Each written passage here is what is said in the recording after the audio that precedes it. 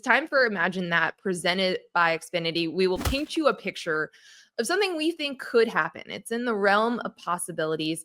Joshua, I'm going to give you the floor first.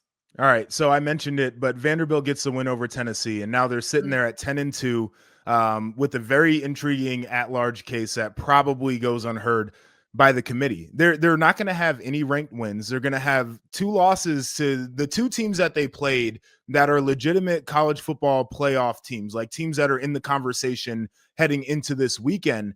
And I think it's going to be intriguing how their fans react to it, how that team reacts to it, but also what are our conversations going to be?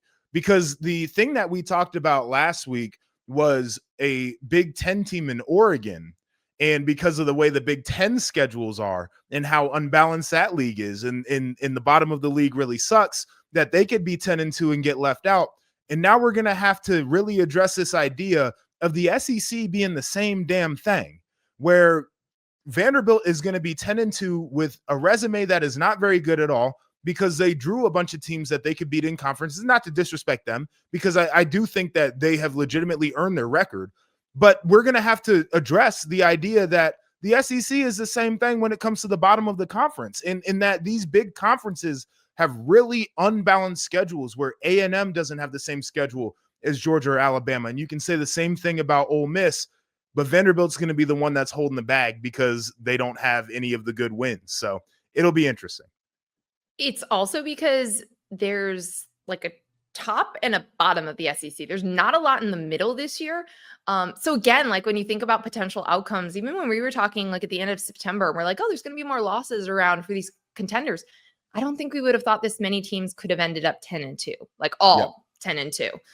Because I think in the most part, you're, in a vacuum, you're saying 10-2 in the SEC or Big Ten is in.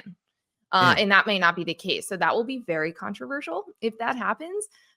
We will see. We'll preview that game in just a second. Imagine that one of the underdogs in the Friday games pulls off the upset. So maybe 2.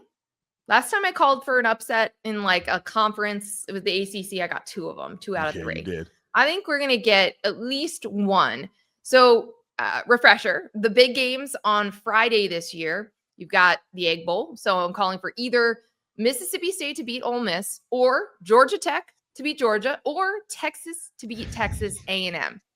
The one that's least likely is Georgia Tech beating Georgia, because one of those teams is trending in one direction, one of those teams is trending in the other. But the other 2 you could talk me into. You've got the Lane Kiffin saga hanging over the Egg Bowl, very much distracting. Nick Saban literally had to get rid of Lane Kiffin off his staff when he took another job because he gets distracted. Just go, Lane. You're no longer needed here. Distracted. So that could happen. Also, Mississippi State has played a lot of SEC teams very close this year. The other game that's really interesting is Texas and Texas A&M. This is the Super Bowl for Texas. A&M has been shaky at times. We've seen them win games a lot of different ways. We have seen the worst half of football from any title contender the first half against South Carolina. Say that again. The worst half of football from any title contender was Texas A&M against South Carolina in the first half. Oh man, I just reliving that. Oh, it's awful. I will never forget it. It's going to be part of the reason that I won't pick them to go all the way to the national championship game, regardless of path. I will also say Texas plays better at home. Arch Manning has been playing a lot better as of late. And I think they're going to be within striking distance of a playoff spot if they win this. So it's the Super Bowl for Texas. This is the game to put it all together, play your most complete game of the season. I know the defense has had lapses at times, but the talent is there on that side of the ball. Offense playing a lot better. That is the one I think is most likely to happen, but I will also say the Egg Bowl. So I think one of the 3 massive games on Friday, we are going to see an underdog win and shake up the CFP picture.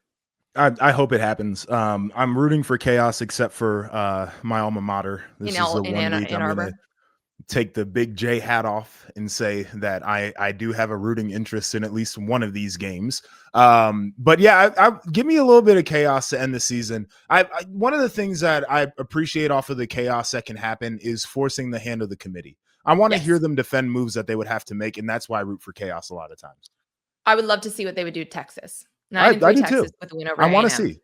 I want And to see what happens. how far would a team fall? So if Ole Yeah, Miss were to lose, we saw Alabama fell significantly they tumbled. after their loss.